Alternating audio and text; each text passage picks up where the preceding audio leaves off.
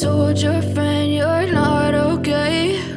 And tell me what's wrong and why you never said you felt that way. And guess you're trying to stay strong and fake a smile until I look away. But I've known you too long, it hurts to watch your blue eyes fade to gray. The expulsion of the Acadians. The history of the Americas, from their discovery by Columbus till the founding of modern nation-states, has been the struggle among European powers for the largest and richest sections of the continents. In particular, England and France have struggled for control of most of North America. Many tragedies and disasters have marked this conflict, but few have been as heart-rending as the expulsion of the Acadians in 1755. Acadia refers to what are now the maritime provinces of Canada, New Brunswick, Prince Edward Island, and Nova Scotia. In 1605, a French expedition under De Monts and Champlain established an agriculture settlement at Port Royal in present-day Nova Scotia. Although Port Royal and other colonies had very mixed success, there was a gradual increase of French settlement through the 17th century. By 1710, the French or Acadian population had reached 2,100. In 1710, Port Royal fell to the English, and the Treaty of Utrecht in 1713 confirmed British ownership of Nova Scotia and New Brunswick. By this treaty, the Acadians, that is, the French-speaking inhabitants, were allowed to stay or leave the country as they pleased. The majority of inhabitants of Acadia were French and were still being influenced by agents from France and Quebec. This made their loyalty to Britain very doubtful in time of war. Governor Phillips attempted to get the Acadians to swear an oath of allegiance to King George of England, and Phillips was able in 1729 to get the French settlers to agree to a modified oath with the understanding that they would not have to fight against the French and their Indian allies. The Acadians remained neutral during the fighting between Britain and France in 1744 to 45 in Nova Scotia. In 1749, the British established a new capital for Nova Scotia at Halifax and began to bring in English-speaking settlers. Because of threats from the French and Indians, most of these settlers remained close to Halifax. British skirmishes with the French and Indians continued, and a new war between France and England was approaching.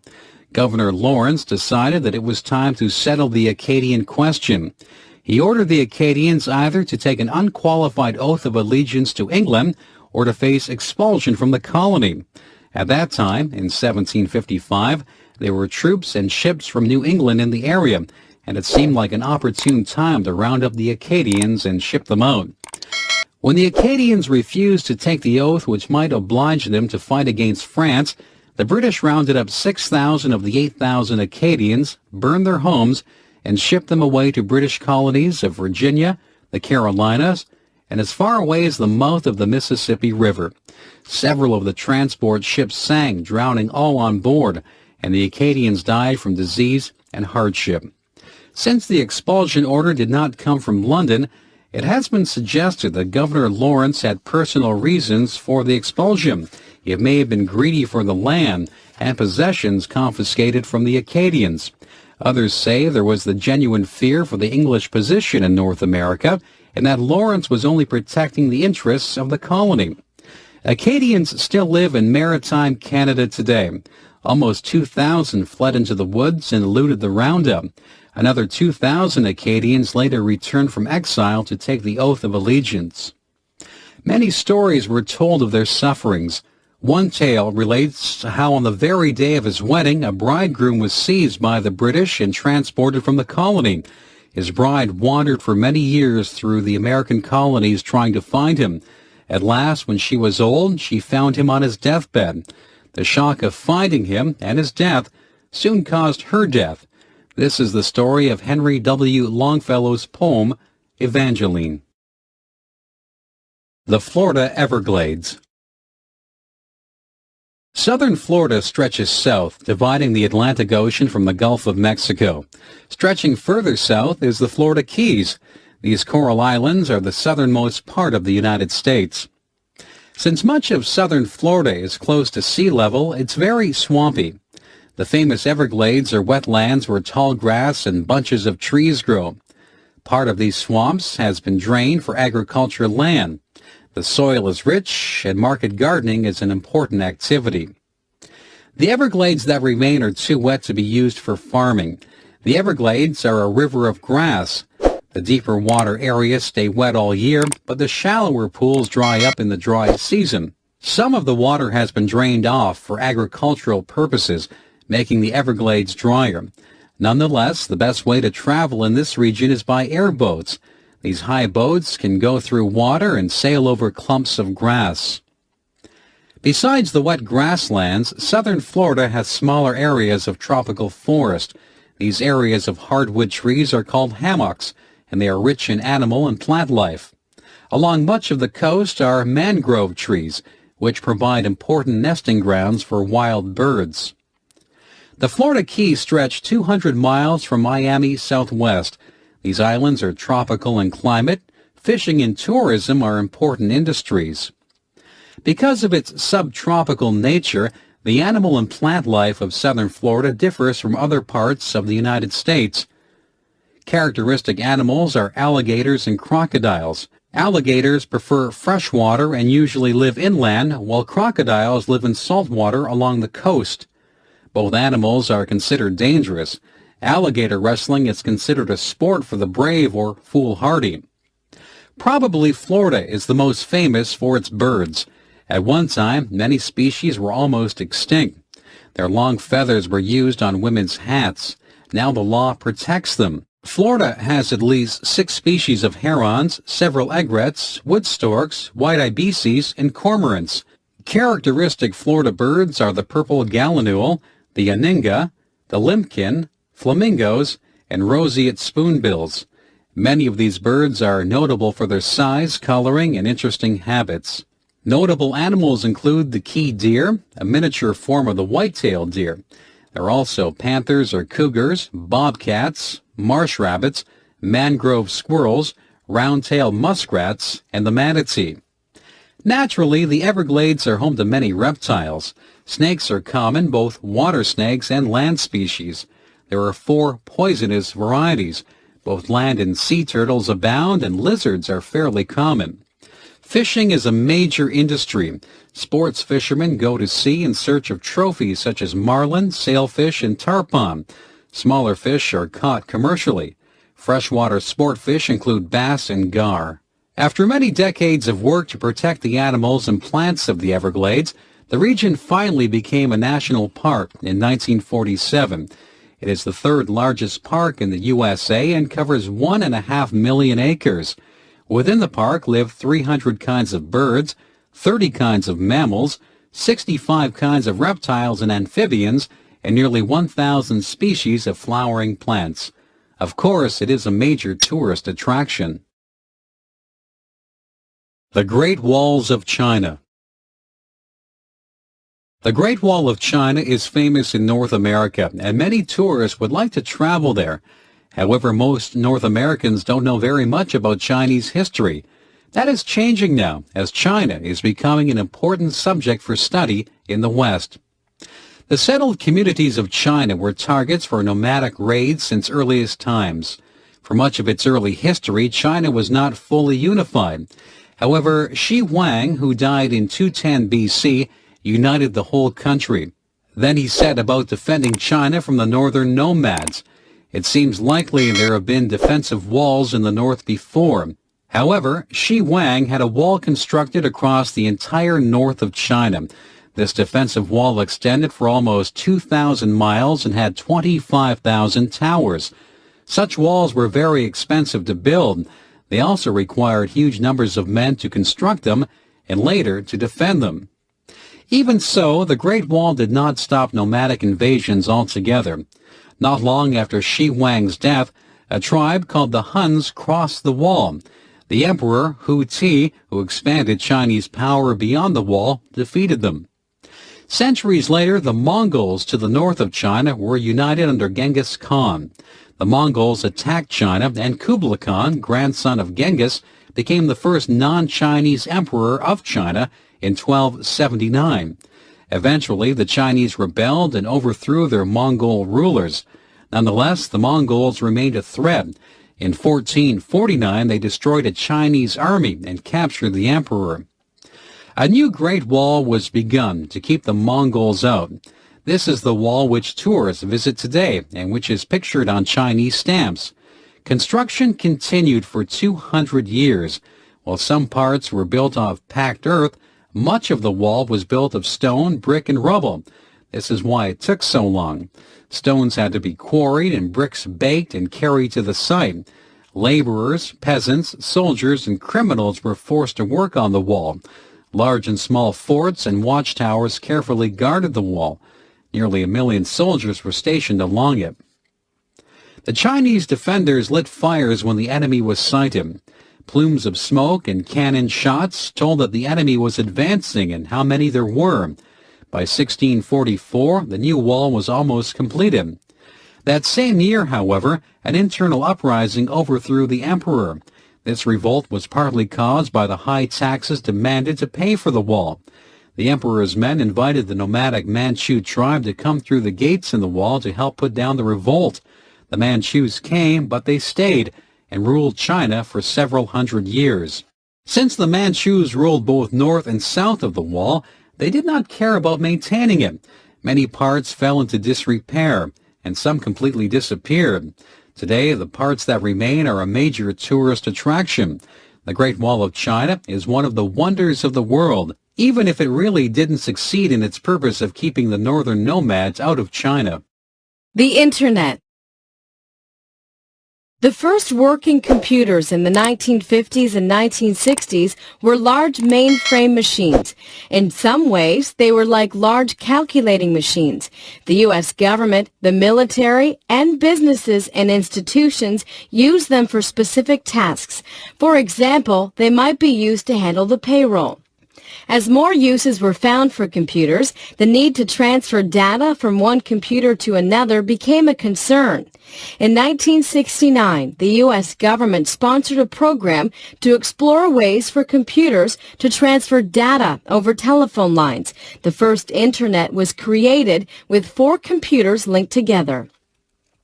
Of course, computer use increased beyond anyone's expectations.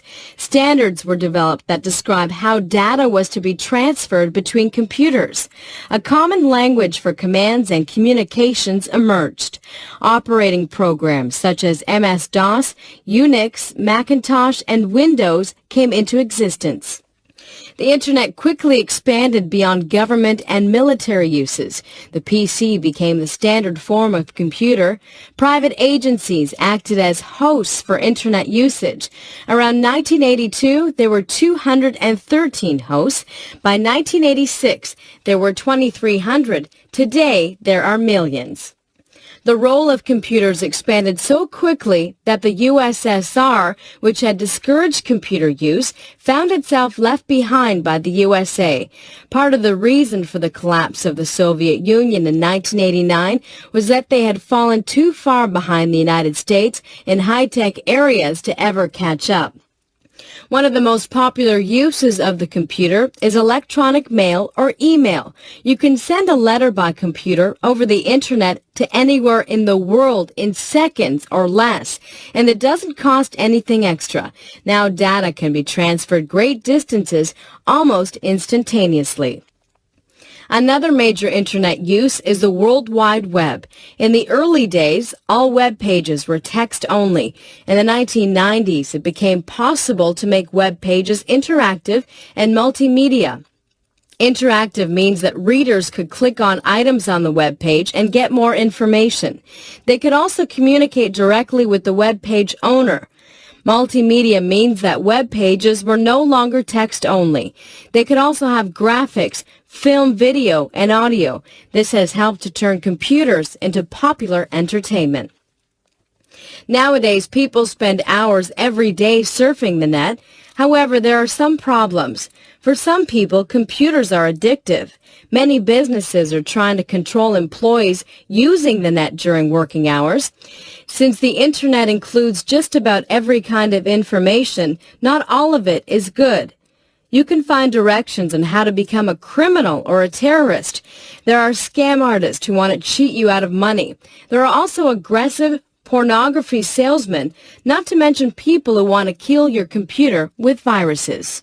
Since the internet is not closely regulated, it's up to individual users to follow computer etiquette. Parents need to supervise their children's use of the net. Although the internet has some disadvantages, many people see the net as one of the greatest inventions of modern times. The Planetarium. All around the world, stargazing is a popular activity. The night sky lit up with stars is one of the most impressive scenes in nature. Besides its natural beauty, people study the night sky for many reasons. Some believe that they can read the future in the stars. Others think that the stars influence the weather, while some people worship the stars and the planets. There is a problem with stargazing. If the night is cloudy, people on the ground cannot see the stars. Also, bad weather makes being outside at night uncomfortable. Besides, not everybody wants to stay up late at night. A planetarium is an ideal solution to all these problems. A planetarium is usually a large dome-covered building. It has seating like a theater. The program here is a star show. A special projector throws a picture of the night sky on the ceiling of the planetarium theater. Like a movie projector, the planetarium projector can show a constantly changing program. It can show how the stars look right now, how they looked thousands of years ago, and how they will look in the future. Planetariums can be both entertaining and educational. School children can go to learn about the 9 planets of the solar system or about the various groupings of stars. Planetarians can teach you how to find the stars and planets yourself when you're out at night. There can also be dramatic showings about changes to the universe over time. This is also a way to view special phenomena like Halley's Comet, which only appears once in a lifetime. Planetarians can also show how ancient people view the skies. Shepherds living out under the sky imagined that groups of stars represented wonderful people and huge animals. Stories were told about these constellations. Sometimes the story explained how the people or animals became stars. For example, why Orion, the mighty hunter, is chasing Taurus, the bull. Planetarians can project these figures on their screen. They can also speed up changes in the heavens. It takes about 28 days for the moon to travel through all its phases. Changes in the moon or in the sun can be shown easily. Planetarians can also show the sky the way it appears in another part of the world, or the way it appeared on a famous historical occasion. Special heavenly phenomena, such as a meteor shower, can also be demonstrated. Things that appear only rarely in the real sky can be shown every night. A planetarian is usually concerned to put into special programs to keep its audience coming back. Since the heavens are always moving and changing, there is no shortage of ideas for programmers. Alexander Graham Bell. The Victorian period was a time of many new inventions. Earlier discoveries such as the steam engine, the screw propeller, the power of electricity, and the possibility of sending messages along a wire were now applied to everyday life. Inventors such as Thomas Edison and Nikola Tesla explored new methods for harnessing electric power. Some of the greatest discoveries were made by Alexander Graham Bell. Bell was born in Scotland in 1847. Both his father and grandmother taught speech methods and worked with deaf and dumb children. Alexander was also interested in this work, especially as his mother was almost deaf. Alexander's 2 brothers died of tuberculosis, and he himself contracted the disease, so his parents decided to leave Scotland for a drier, healthier climate. They moved to Bradford, Ontario, Canada, and lived in a roomy, comfortable house overlooking the Grand River. Today, the Bell Homestead is an historical museum that attracts visitors from all over the world. At that time, Canada did not have a lot of business opportunities, so Alexander found a job teaching speech in Boston, USA, but he returned to Brantford every summer. In Boston, Bell married one of his deaf students. His father-in-law suggested that there were good business opportunities in inventing communication devices. Bell soon developed a method for sending more than one telegraph message at the same time. While working on improving the telegraph, Bell and his assistant Thomas Watson found a way to send the human voice over wires. On August 10, 1876, Bell sent the first telephone message over wires strung between Brantford and Paris, Ontario, 8 miles away. The telephone caused an international sensation, with government leaders asking to have one, but Bell didn't stop there. He worked on the recording properties of wax cylinders and other approaches to flat phonograph records. He also developed the photophone, which later led to the development of the motion picture soundtrack. Bell worked on these inventions at his laboratory in Washington, D.C., but he didn't like the hot, humid summer weather there, so Bell began looking for a new place to spend his summers. He decided to build a summer home in Cape Breton Island, Nova Scotia. The island reminded Bell of his native Scotland. Now he had space during the summer to do experiments outside. He soon began to experiment with flying machines. Bell designed and tested huge kites, hoping to come up with a frame for a flying machine. Along with some enthusiastic friends, Bell also experimented with airplanes. On February 23, 1909, one of these planes flew through the air for half a mile. This was the first airplane flight in the British Empire. The Alexander Graham Bell Museum in Baddeck, Nova Scotia, displays many of these inventions. Bell was also interested in making a faster boat. Since much of a boat stays underwater, the water resistance slows the boat down. Bell thought that if you could raise the boat out of the water, it would go much faster. Working on Cape Breton Island, Bell and his friends developed the hydrofoil, a boat that would skim the surface of the water at high speeds. Hydrofoils are in use in many places today. Every time people use the telephone, listen to a recording, watch a movie or television, or ride on a hydrofoil, they owe a debt to that great inventor, Alexander Graham Bell. The story of Anne Frank. War, persecution, and economic depression affect not only adults but also old people, children, babies, the sick, and the handicapped. Since history is written mostly about politicians, soldiers, intellectuals, and criminals, we don't read very often about how events affect ordinary people. Now and then a special book will shed light on what it was like to live in the midst of terrible events. Such a book is The Diary of Anne Frank. Anne Frank was born in Frankfurt am Main, Germany in 1929. Her father, Otto Frank, was a businessman who moved the family to the Netherlands in 1934. In Amsterdam, Otto started a company selling pectin to make jams and jellies. Later, he began a second company that sold herbs for seasoning meat. Otto Frank had decided to leave Germany because of the policies and personality of the new German Chancellor Adolf Hitler. Hitler had a personal hatred, not only for Jewish people, but also for everything Jewish. He felt that one way to strengthen Germany and solve its problems was to kill or drive out all the Jews. Hitler also felt that other groups such as blacks, gypsies, the handicapped, homosexuals, and the chronically unemployed should be eliminated. Then only strong, healthy, true Germans would be left. Since Hitler had a plan to solve Germany's economic problems, he received a lot of popular support. Very few Germans realized that he was mentally and emotionally unbalanced and would kill anyone who got in his way. The Frank family was Jewish, and they felt that they would be safe in the Netherlands. However, in May 1940, Germany invaded the Netherlands and soon took over the government. In 1941, laws were passed to keep Jews separate from other Dutch citizens. The following year, Dutch Jews began to be shipped to concentration camps in Germany and Poland. Just before this began, Anne Frank, Otto's younger daughter, received a diary for her 13th birthday. Less than a month later, the whole family went into hiding. Otto Frank had made friends with the Dutch people who worked with him in his business operations. Now these friends were ready to help him, even though hiding Jews from the authorities was treated as a serious crime. Behind Otto Frank's business offices, there was another house that was not visible from the street. Here the Franks moved many of their things. Only a few trusted people knew they were living there.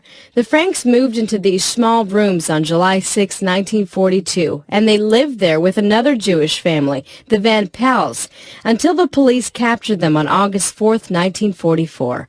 So for more than 2 years, the two families never went outside. All their food and supplies had to be brought to them. During this period, Anne Frank told her diary all of her thoughts and fears. Like any teenage girl, she hoped that good things would happen to her, that she would become a writer or a movie star. She complained that her parents treated her like a child. She insisted that she was grown up. She also talked about how difficult it was to live in a small area with 7 other people and not to be able to go outside. She wrote about the war and hoped the Netherlands would soon be liberated from the Germans.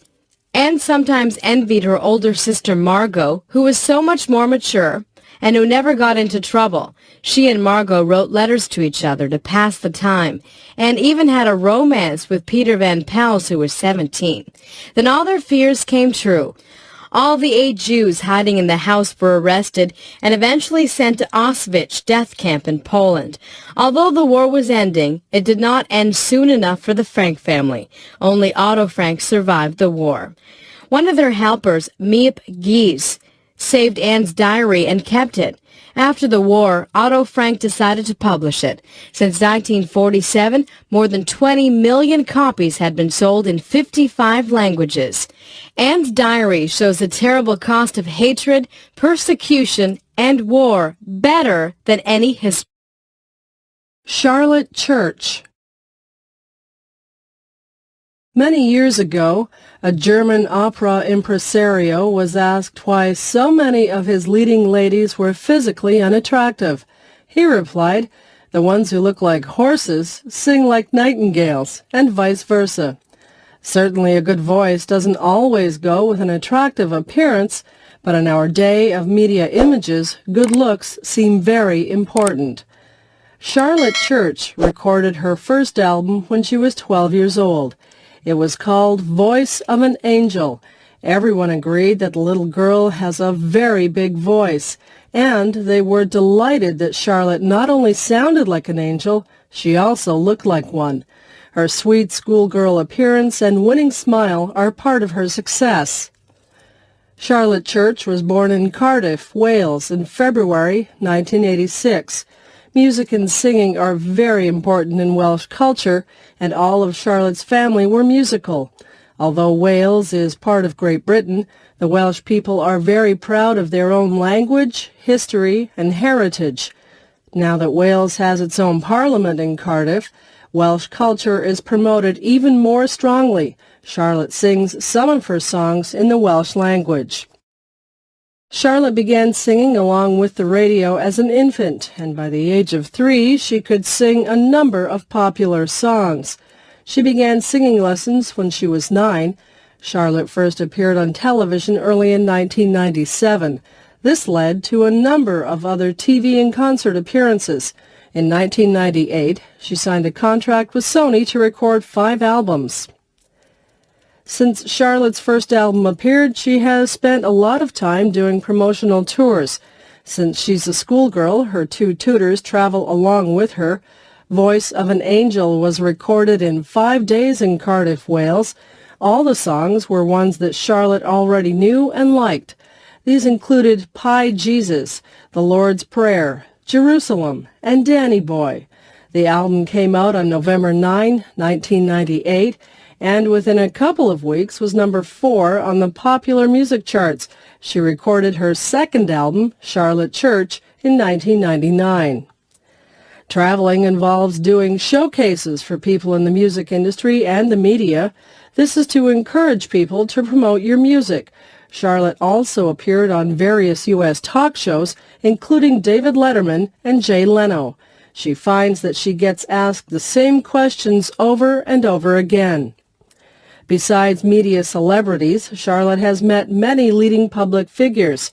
Since she is a Roman Catholic, Charlotte was especially excited to meet the Pope. This was after she'd been invited to sing at a Christmas concert at the Vatican.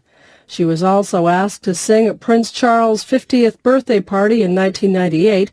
She saw the prince again in 1999 when she sang at the official opening of the Welsh National Assembly. Queen Elizabeth and Prince Philip talked to her too. Later that year, she sang for Bill and Hillary Clinton at the Ford Theater in Washington. Something that people like about Charlotte Church is that when she hasn't been spoiled by fame. Many show business kids are loud, brash, noisy, and rude.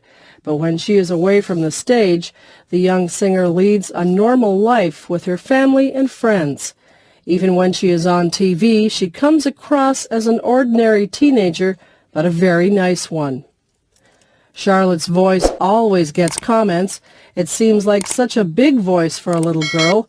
Very few teenagers have a powerful operatic voice like hers. Some people have found it hard to believe that it is actually Charlotte singing. For the most part, she enjoys her success. She likes to travel and meet new people. Los Angeles is her favorite city, and she likes the United States and Canada. But she is always glad to get home to Wales and be with her friends.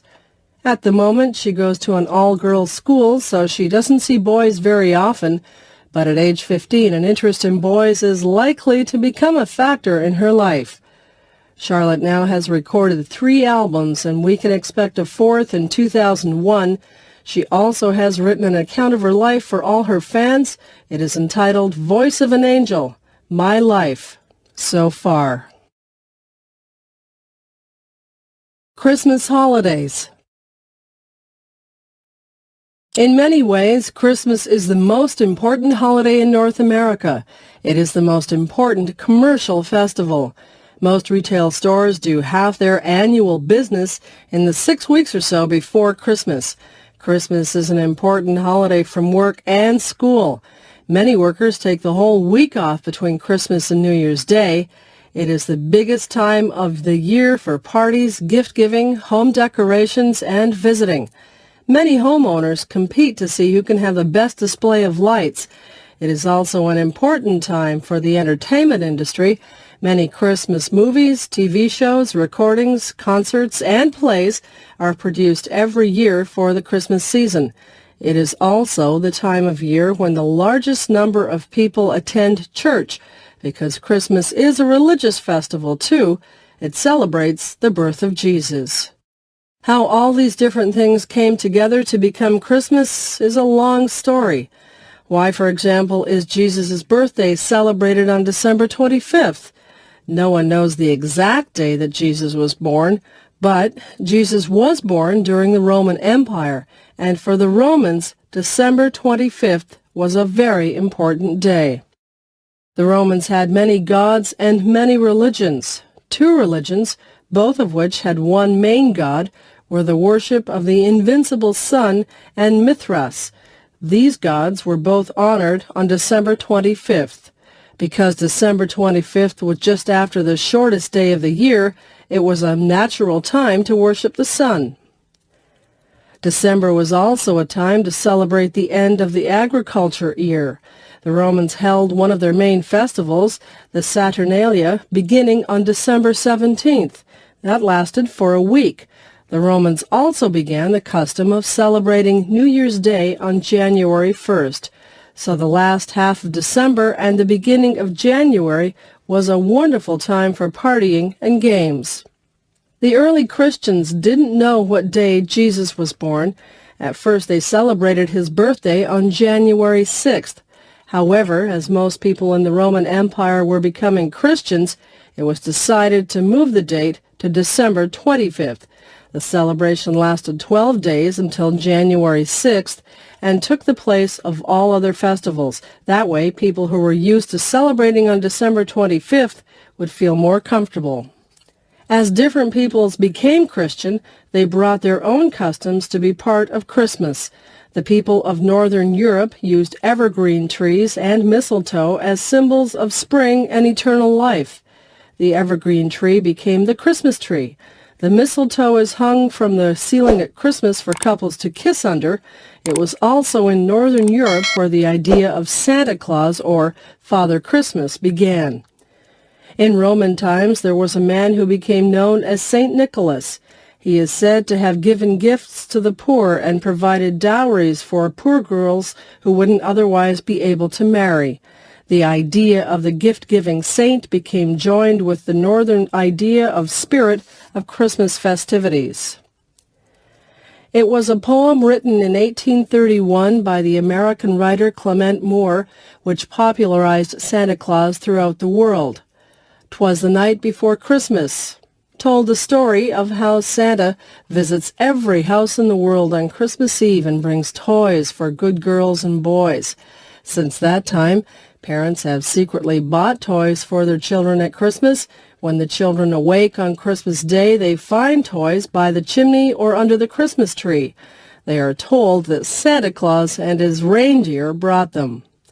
Adults also give gifts to each other at Christmas time. No wonder that the stores sell so many things then.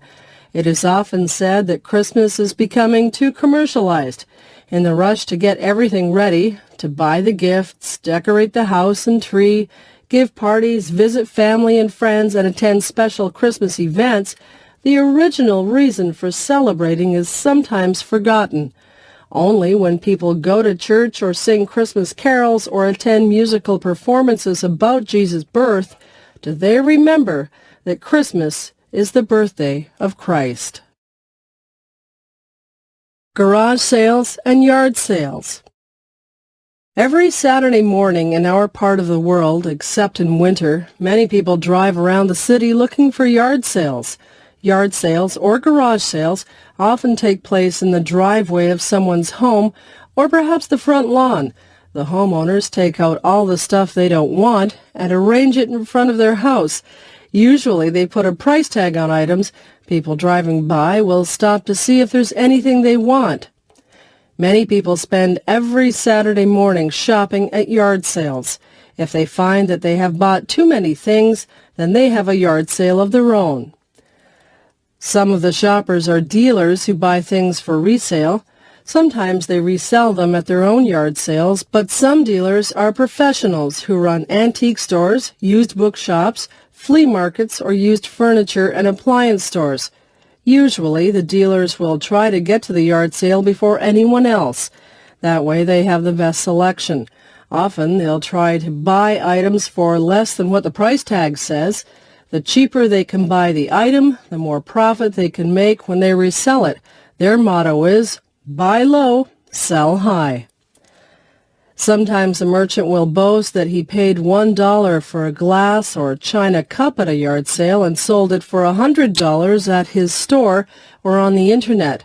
By having catalogs that show the value of collectibles, dealers can sometimes make large profits.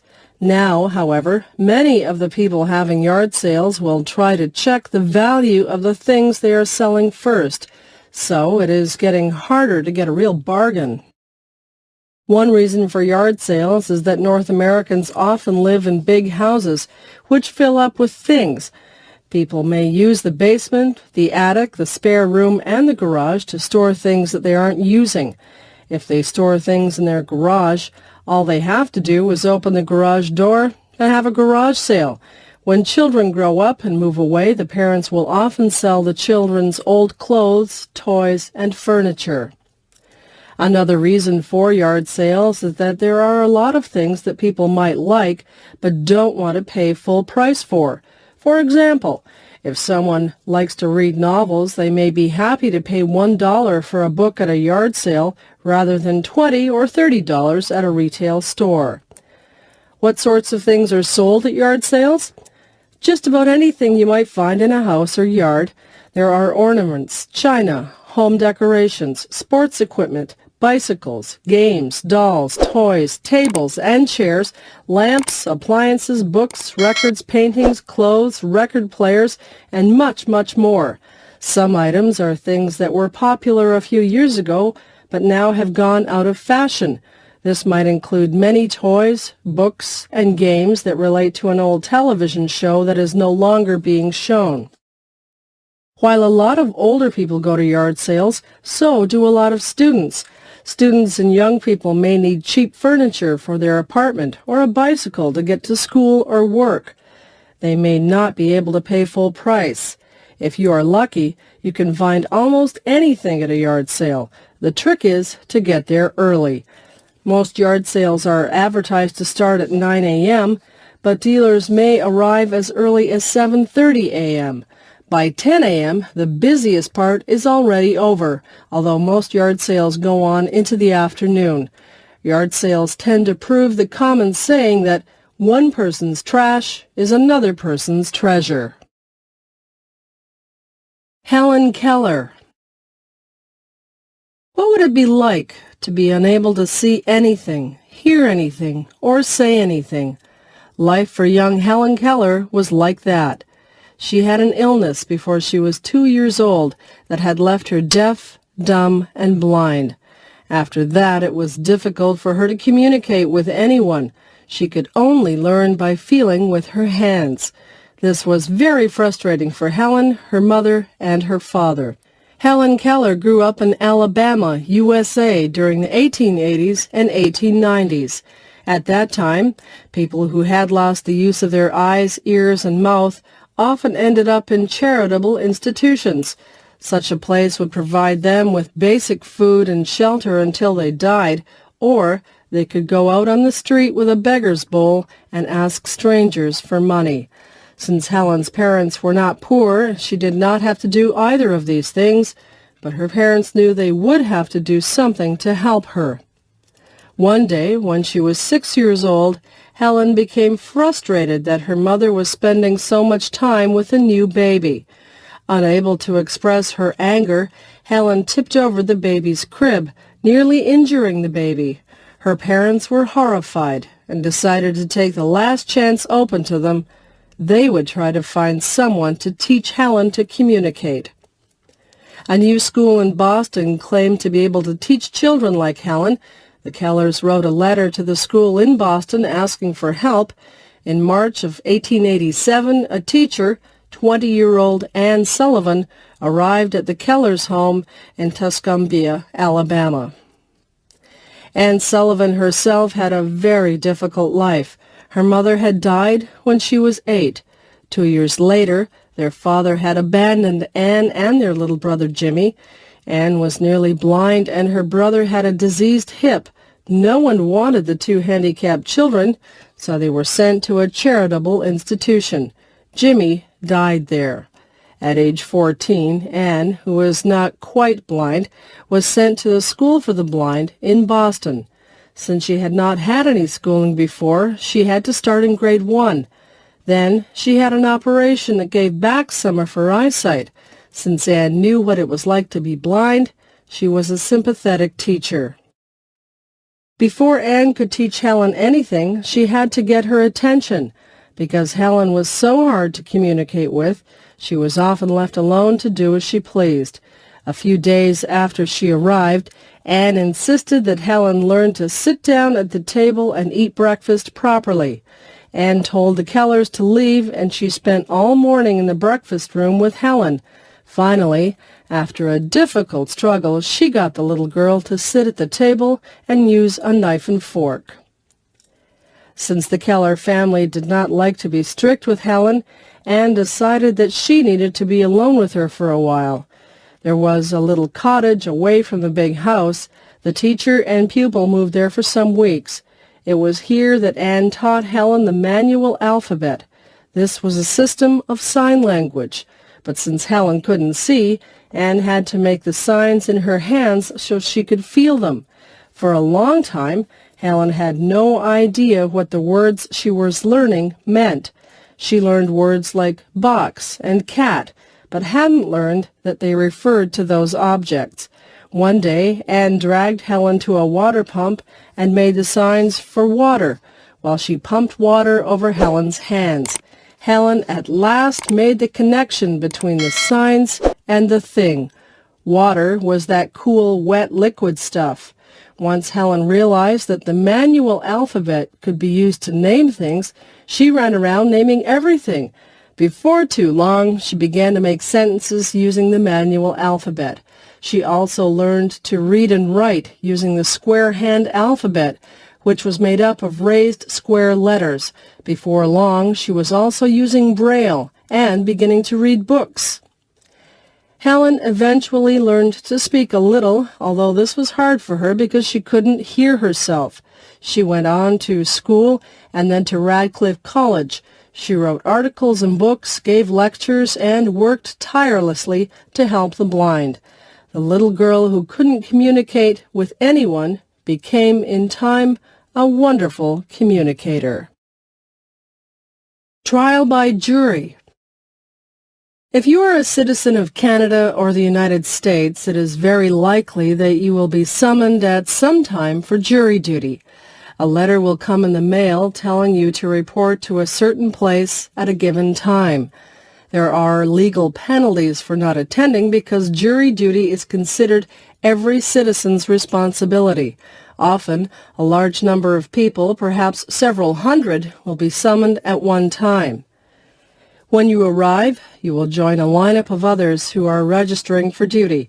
Eventually, you will get to a table and talk to an official. If you have a special reason for not being a juror, such as ill health, you may be excused at this point. Those not immediately exempted will become a part of a jury panel. Out of this panel, a number of juries of 12 people will be chosen. These will decide a variety of criminal cases over the next few weeks. What follows is the experience of one woman in a jury pool. She went ahead with others into a large courtroom where they spent the whole day.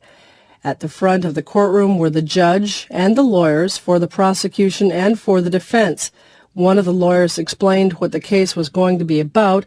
The names of the jury panel were in a box at the front. When someone's name was called, they went up to the front of the courtroom. The person called up would then have a chance to explain why they couldn't serve as a juror if there was some reason preventing them. For example, one woman was dismissed because she knew the accused. The first jury to be chosen was for a burglary case. A panel member went forward and faced the accused. Then the lawyers in the trial decided whether the juror was satisfactory to them. At lunchtime, the panel was dismissed for an hour. The second jury was to try someone on a charge of murder. Usually, the panel was told approximately how long the trial might be. Since jurors are not usually paid, many would like to avoid being involved in a long trial. The woman was called forward and had to look the man accused of murder in the eye. This made her quite nervous. Judging by her expression, the two lawyers would decide whether they wanted her on the jury or not. The defense lawyer would try to choose someone who seemed sympathetic to the man accused. The prosecutor would prefer someone who was not sympathetic. The woman excused herself by saying she had a very young child to look after and no relatives to help. She was allowed to go home at the end of the day. Some people wonder whether it is fair for lawyers to dismiss jurors who may not be sympathetic in their cases. For example, defense lawyers may try to choose young people if they think these will be less severe to their clients. In the case above, the lawyers seem to prefer women to men. This means that a lot of people are dismissed from being jurors without a good reason. One principle of the jury system, however, is to protect the rights of the accused particularly well. One might say that the jury system is biased in favor of the defendant. This is why defense lawyers have an opportunity to dismiss people who they think will not be favorable to their clients. Furthermore, having 12 jurors gives the defense a good opportunity for a successful defense. If the defense attorney can raise a reasonable doubt about the guilt of his client in even one juror, then the accused has a chance of being released. This happened in the O.J. Simpson murder trial. There, even though there was strong evidence that Simpson committed the crime, the defense was able to insinuate some doubts among the jurors. Moreover, the defense lawyers may be able to appeal to the emotions of the jurors, particularly if they can think of a way to gain sympathy for their client. For this reason, defense lawyers are more likely to choose trial by jury over trial by judge alone. A judge is less likely to be swayed by emotion than a jury, and a defense attorney may also prefer a criminal trial to a civil suit. In the latter case, the client does not have to be proven guilty beyond a reasonable doubt, but will be found liable if the preponderance of evidence is against him or her. This is why O.J. Simpson was acquitted on criminal charges, but then found liable for damages in a civil suit. A favorite place. It is good to have a favorite place where you can go to be alone and relax. Sometimes this spot is your own room or a quiet part of the house. Sometimes it is somewhere outdoors, away from people and busy streets. Or you may feel most comfortable in a shopping mall or a downtown park. Our favorite place is especially nice to go at times of stress.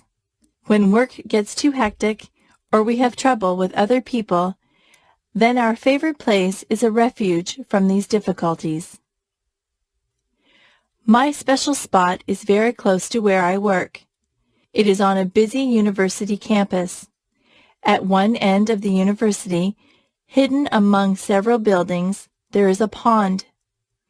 This pond is surrounded by large rocks, which rise up like a small cliff on one side. Shooting out of these rocks are water pipes, which create a small waterfall. The water is drawn up from the bottom of the pond and drops back into the middle. This keeps the water from becoming stagnant. On the other side of the pond, there is a grassy shore and a flat stone patio. Here, in the summer, people can sit out and have meals. Yet very few people come here to sit, perhaps because they are very busy with their work. There is something very calm and pleasant about trees and grass and shade, about birds singing and water rippling, and flowers blooming all around. Green is a relaxing color for the eyes. Still water suggests peace. Running water seems full of life. There is a large weeping willow tree on the grassy side of the pond.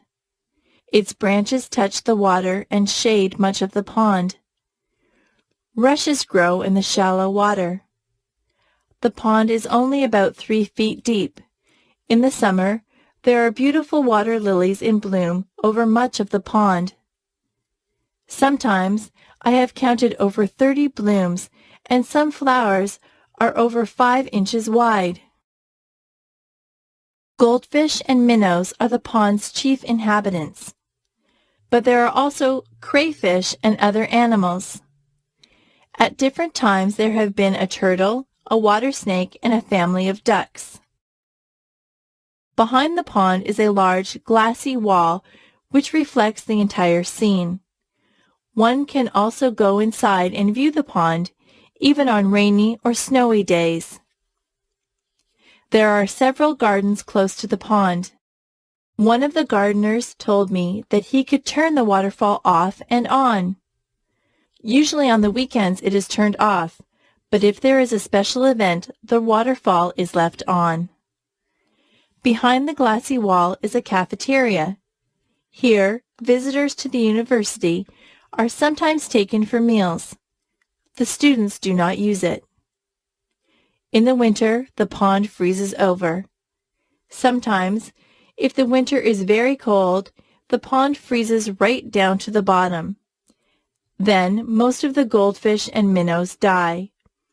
Usually some survive in the mud at the bottom of the pond. Occasionally, people will skate on the pond if the ice is smooth. When spring comes, a lot of the old rushes and water lily leaves from the previous year are cleared away. This makes the pond more attractive and gives the new plants room to grow. If there are too many rushes, they are sometimes cut down in summer. Then visitors can see the water lilies better. Chances are that if you ever visit Brock University in St. Catharines, Ontario, you will hear about Pond Inlet. And if you come in the summer, you will probably see me there, thinking about my next article. Business ethics. What do business and ethics have to do with each other? Business is about making profits. Ethics is about right and wrong. How are they connected? Well, business ethics is the study of right and wrong as applied to business actions. Some businessmen would say that there is no need for business ethics. If we don't break the laws of the country, we have nothing to worry about. However, we can do many bad things without breaking laws. In some countries, it would be legal for a businessman to pollute the land, sea, and air, to confine his workers to barracks, and to hire children to work in factories. But these things may not be right. On the other hand, it may be illegal for a businessman to do some good things. For example, his society may expect him to treat people unequally and discriminate against some ethnic or religious groups. In order to know what is right or wrong, we need a moral rule. This rule does not come from business itself, but from ethics. So we need a statement of what we believe to be right. The American Declaration of Independence in 1776 states an ethical principle. We hold these truths to be self-evident, that all men are created equal. The Declaration further tells us that all men have a right to life, liberty, and the pursuit of happiness. Principles such as these can be used in American politics and law to decide whether an action is right or wrong. Many companies have their own ethical guidelines. IBM, for example, outlines its corporate ethics under headings such as tips, gifts, and entertainment, accurate reporting, fair competition, and not boasting. So each employee knows what to do or not to do in various situations. Ethical choices are made on 3 levels. Individuals, by companies, and by societies make them. An individual might choose whether or not to accept a bribe. A company might decide whether or not to bribe government officials. A government or society might decide whether or not to outlaw bribery. Similar principles of right and wrong might be used at all 3 levels. For example, it might be decided that bribery is simply wrong in all situations.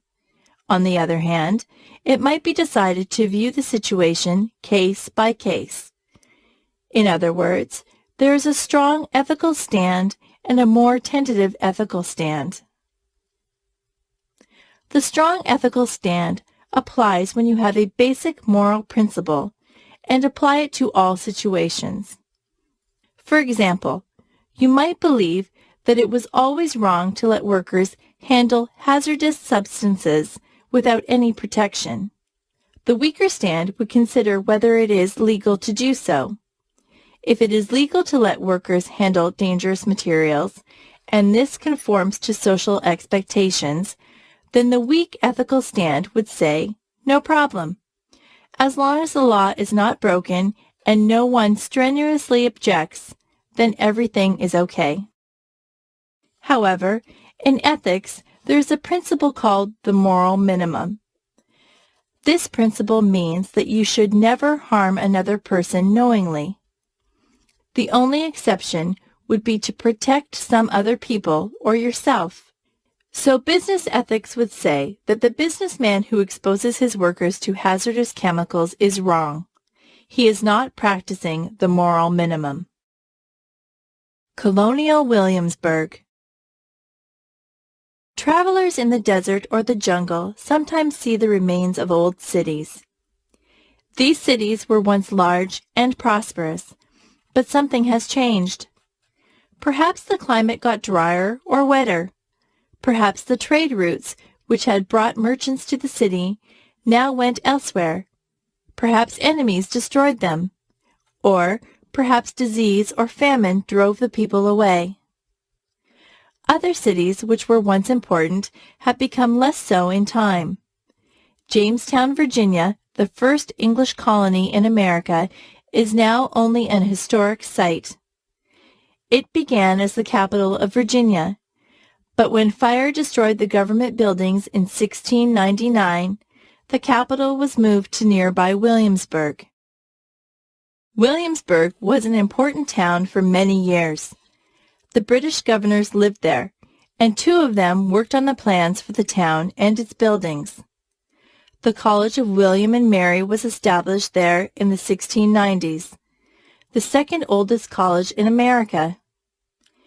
As the capital, Williamsburg contained many public buildings, including a courthouse, a jail, a powder magazine, the governor's palace, and the government building. Of course, there were many private houses as well.